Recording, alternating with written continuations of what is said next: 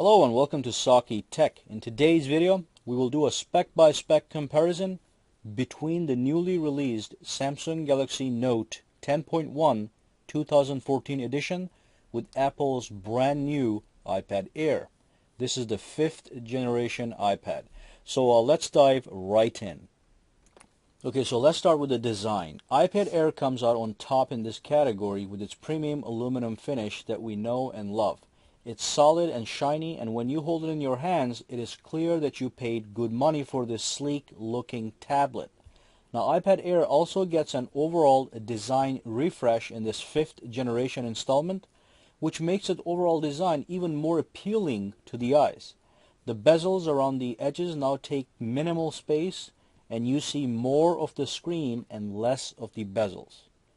Now, Samsung Galaxy Note 10.1 2014 edition is an improvement over its predecessor, mainly due to the new back cover, which is still plastic, but it does profess a premium look and feel thanks to the fox leather finish.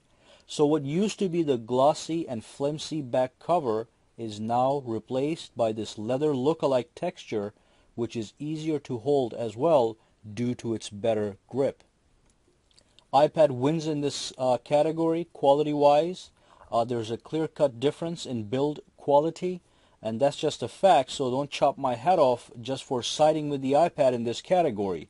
Nobody can tell me that a plastic finish could be better than a unibody aluminum finish. So let's move on to the dimensions. In my comparison of the Note 10.1 with the iPad 4, I hailed the Samsung as the thinner and lighter device. Now the iPad Air is out, and behold, it is in fact thinner and lighter than the Samsung Note 10.1 despite the aluminum build. So here are the specs. The Note 10.1 weighs 547 grams, which is pretty light, whereas the iPad Air weighs only 469 grams. The Note is 243.1 millimeters in length and 171.4 millimeters wide, whereas the iPad is 240 millimeters in length and 169.5 millimeters wide. And then the Note is only 7.9 millimeters thick, while the iPad is 7.5 millimeters thick. So the iPad Air is indeed the lighter and thinner device. Okay, so next let's move on to the screen size and resolution.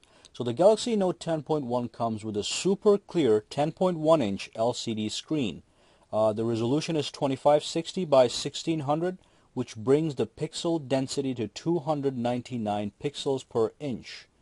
The iPad has a slightly smaller IPS LCD screen at 9.7 inches with a lower resolution of 2048 by 1536 pixels, which brings the pixels per inches to 264 ppi, which is basically the same screen size and resolution for last generation iPad. In this department, Samsung comes out on top with higher specs. However, the screen PPIs on each of these devices are already too high to make a difference to the naked eye, so they will both come across quite crisp and clear. So let's move on to more exciting stuff like the processor and the memory. Now in this department, the Note 10.1 has monstrously better specs than the iPad Air, at least on paper. Now at the end of this video, I will run a processor and memory benchmark on both of these devices, and that should give us an idea between the processing power between the two. But before we do that, let's spell the specs out. Now let me just make clear that Note 10.1 has two versions. There's a Wi-Fi version and there's a LTE version. The one in this video is a Wi-Fi version, so let me start with that. The one I'm showing in this video has an Exynos octa-core processor, and octa means 8. So we are talking about 8 total processing cores. Not all of these cores are clocked at the same frequency. 4 of them are clocked at 1.9 gigahertz, and the other 4 are clocked at 1.3 gigahertz. And then we have 3 gigabytes of DDR3 RAM and Adreno 330 graphics processor. The other version of Galaxy Note 10.1 is the LTE model, which comes with a quad-core Snapdragon 800 processor clocked at 2.3 gigahertz, with everything else staying the same. Now the iPad Air comes with a dual-core A7 processor clocked at 1.4 GHz with 1 GB of DDR3 RAM. The graphics processor is IMG's PowerVR G6430. Now both these tablets start with 16 GB storage. However, the Note is more expensive at $549, while Apple starts at $499 in US markets. The Note comes with a microSD slot which allows you to add more storage as needed, and who doesn't love that? So now let's move on to the software.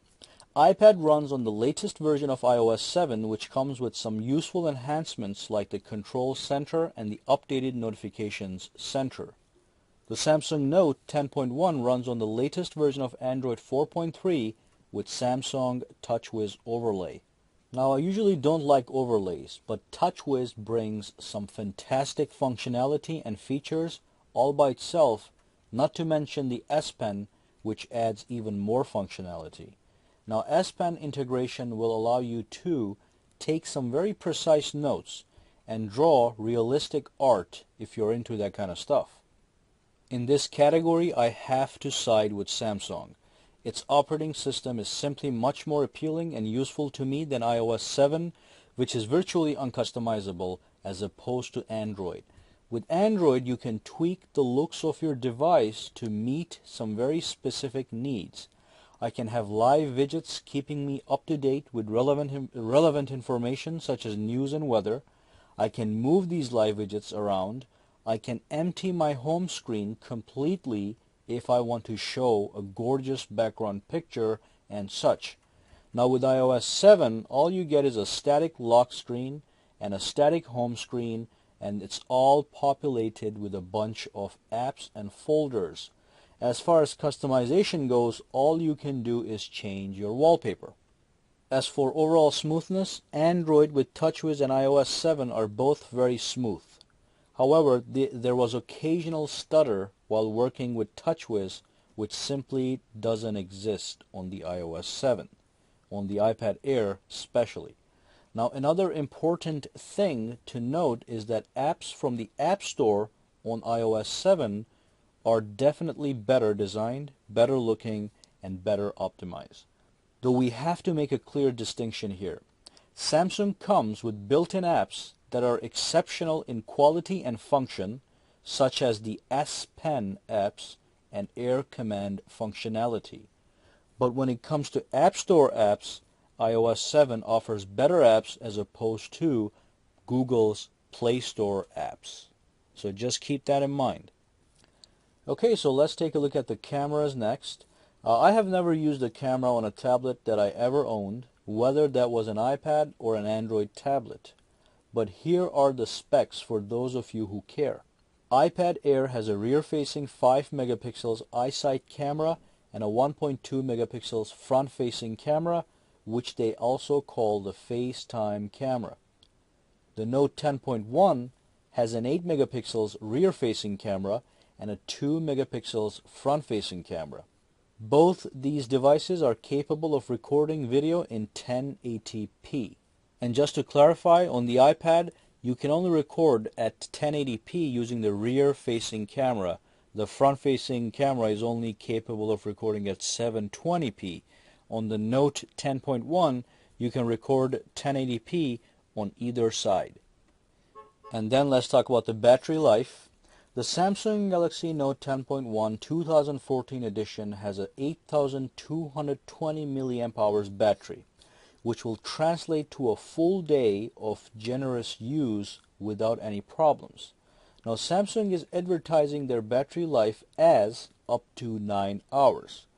Now, on the iPad spec sheet, it says the iPad has a 32.4 watt-hour battery, which is a different unit of measurement.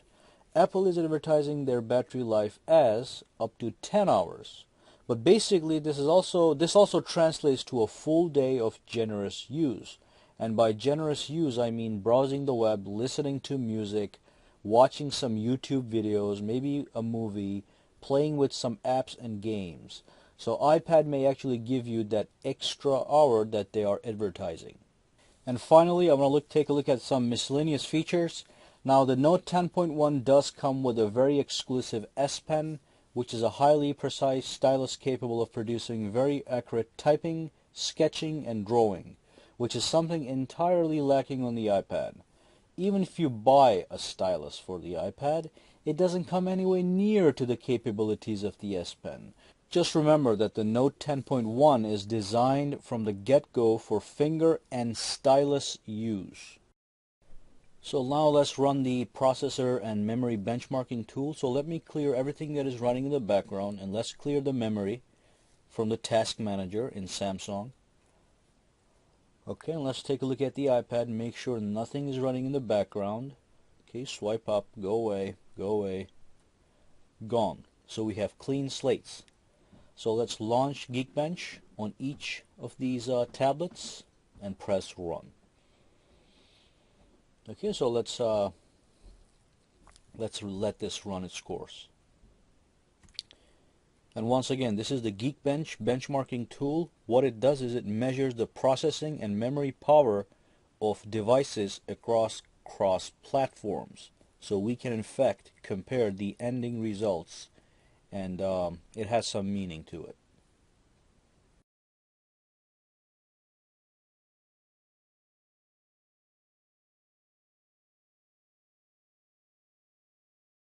Okay, so the results are in. The Samsung scores at single core performance 968, the iPad scores 1479, and in the multi-core speed the Samsung scores 2677 and the iPad scores 2685. So the results in the multi-core performance are pretty similar, but in the single core performance the iPad in fact beats the Samsung. Alright, so that brings us to the end of this video. Go ahead and subscribe to my channel for more videos to come. Give me a thumbs up if you liked this video, and also you can go ahead and connect with me socially on Google+, Facebook, and Twitter, for which all the links are in the description below. Thank you again, and I'll see you the next time. And if you have any questions, comments, concerns, just throw them down in the comments section below.